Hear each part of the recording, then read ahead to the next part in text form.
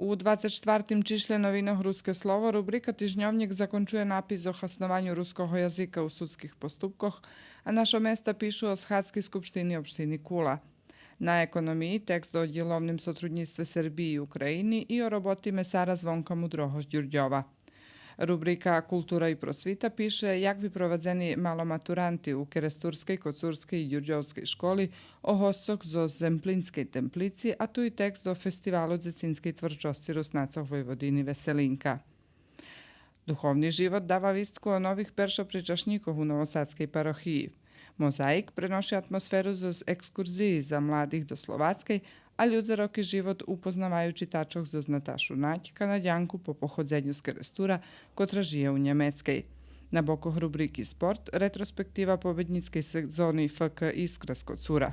Mož prečitati o stanu u Đurđovskim FK Bačka i o Keresturskim FK Rusin. U tim čišle dodatok Domi familijadze i nove predloženje ženoblogiji.